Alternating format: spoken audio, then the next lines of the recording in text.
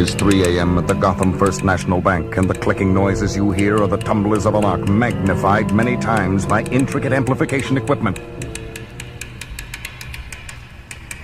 That's a boy, Mitch. You're doing fine. We're almost home.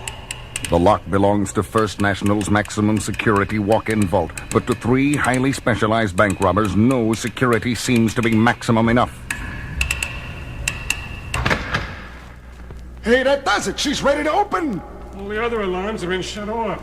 Help me pull the door. All that money. A Federal Reserve deposit of millions waiting for us just on the other side of that door. Jeez, Mitch, this thing is 2 feet thick. Okay, I'm helping. Almost. Just a little more. Good evening, gentlemen. We're glad you could drop by. Batman! Don't you fellas know it's polite to knock first? And Rob, they were waiting inside. No, it isn't fair. How did they know? Every crook makes at least one mistake, Trench, and your gang is no exception. Your mistake was falling for the phony news item Batman planted about a huge Federal Reserve deposit in this branch. Hey, what are we running here, a debate? Let's plug them! They're on top of us already. Robin and I prefer a fight without guns, and we expect the same from you. Batman, look out! The third crook has another gun? Not a gun, boy wonder. Something far more useful. A bank robber flips a switch on the strange circuit-studded gadget in his hand, and at once the air is filled with a piercing, ear-splitting sound.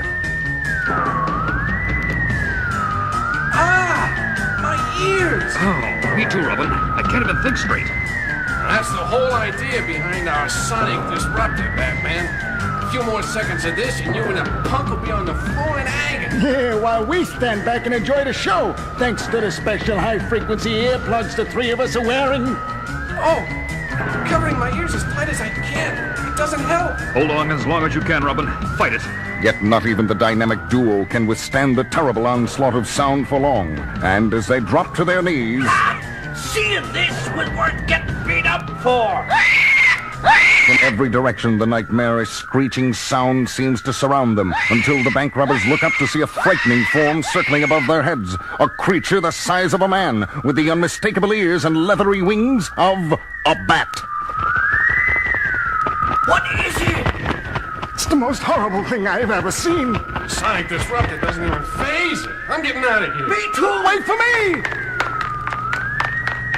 In the frenzied confusion, the sonic disruptor falls, and its ear-splitting drone ceases at once, as the cowled crusader and the boy wonder look up to see... Batman! That thing! It's going after the bank robbers! I know, Robin. Hey! Put me down! It's got me in its claws! Look out! He's dropping you on top of him! Do you believe this? It slammed 2 of them together. Now it's pulling the third crook into the air. Help! And knocking him senseless into the side of the wall. What a show! The creature's flying away, Batman. Let's go after it. No, Robin. The least we can do in gratitude for its help is to leave Man-Bat in peace. Man-Bat? You know this guy? Monster, whatever he is? Yes, and I know he must be in great pain right now. That's why he flew off. I don't understand. Like a true bat, Man-Bat's hearing is ultra-sensitive to even the minutest sounds. If you think that sonic disruptor was rough on us, I'd hate to imagine how it must have felt to him. He must be a very brave man. He is a man, isn't he? Robin, I think it's time you heard the full story of my friend Kirk Langstrom. Kirk Langstrom, the eminent nocturnal mammal expert, had long been a fan of mine and a supporter for everything the name Batman stood for. Well, it was several years ago that hundreds of hours of hard work finally brought him on the verge of an incredible discovery in the confines of his lab under the Gotham Museum. That does it, my leathery winged friend. I've taken the final dose of my serum. Now we wait. You and I. The friend Langstrom spoke to was a live bat, and the serum was a specially prepared gland extract he had derived from the creature for human consumption. He later told me he came up with the serum as a gift from me, but being the thorough scientist he was, tested the serum on himself first.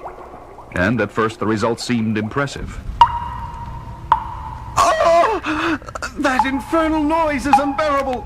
What in heaven's name can be causing so much racket?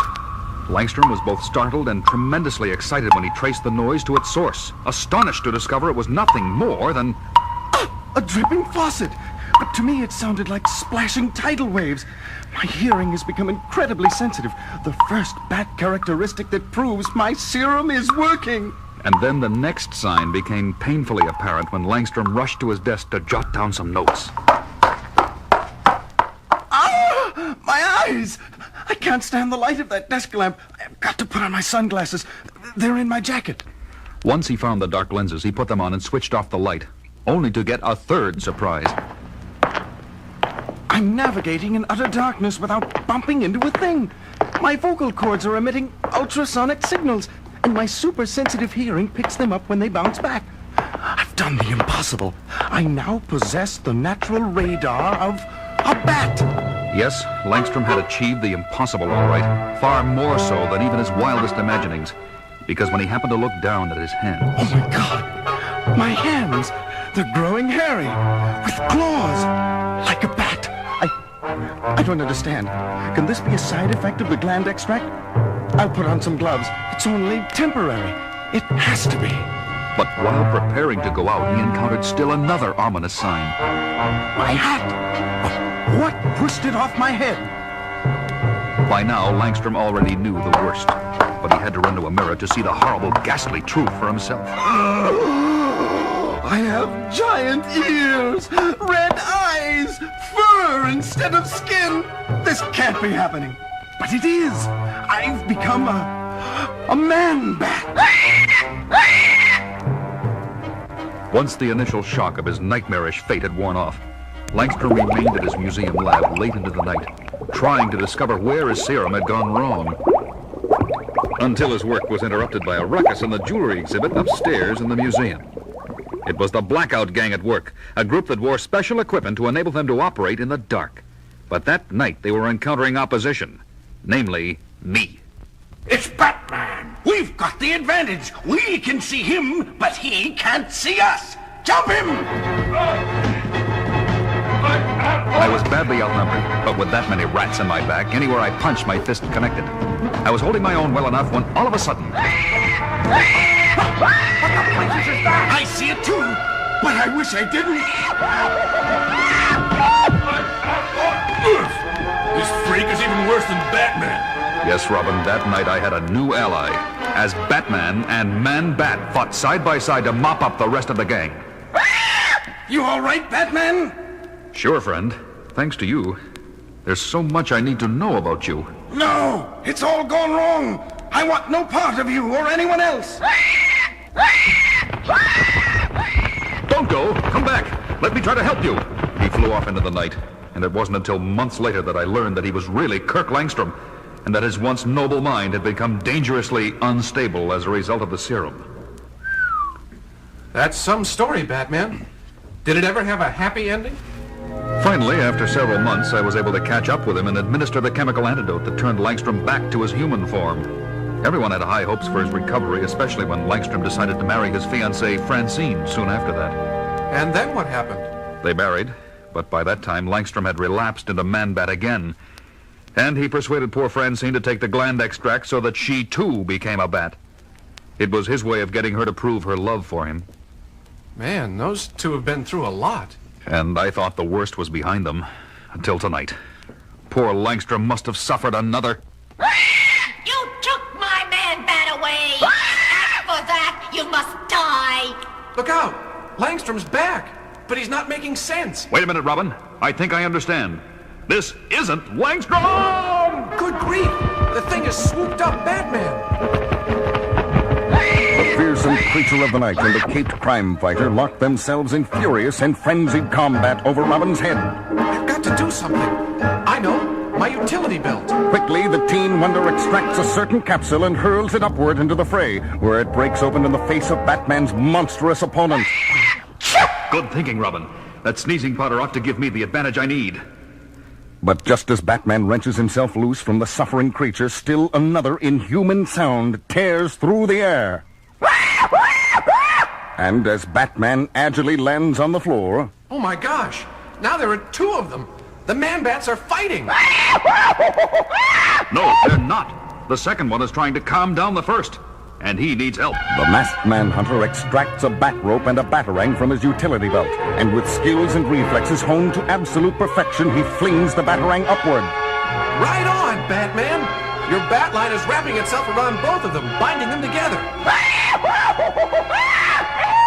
Now they can't use their wings. And without their wings... Man-bats don't fly. But when the dynamic duo runs up to the grounded inhuman pair... Look, Batman! The bigger one's got something in his hand. They're 2 hypodermic needles. Now I know what to do. And Batman does it, wasting no time and injecting each creature with one of the hypodermics. Oh, they're changing, losing their wings, becoming human again, becoming a man and a woman. Oh, Kirk, I'm so sorry. I lost control of myself. To think I would try and kill Batman. It's okay, honey. It was the serum warping your mind. You didn't know. What happened, Kirk? It's all a misunderstanding, Batman. I was long overdue from an expedition in South America, and poor Francine was worrying about me here at home. Yesterday I was rummaging through Kirk's lab, very depressed, and I was so despondent I mistook the bat extract serum for my own drink. The next thing I knew, I was a bat. Once the serum affected her mind, Francine became wildly insane. And when I finally got home this morning, I found frantic scrawls drawn all over the walls, blaming you, Batman, for my disappearance. I get it. So you took a dose of this serum yourself, figuring the only way to stop a man-bat is with another man-bat. That's right. But when I finally located you two a few hours ago, you were up against that terrible sonic disruptor. So I gave you a helping hand with those bank robbers. I'll say you did. That must have been murder on your bat ears. And while Kirk took some time to recover, Francine caught up with us and attacked. Batman, can you ever forgive me? I already have, Francine. Well, I may never forgive you, Batman. Not unless you get around to introducing me to your friends. Sorry, Robin. Kirk, Francine, I'd like you to meet my protege and junior partner.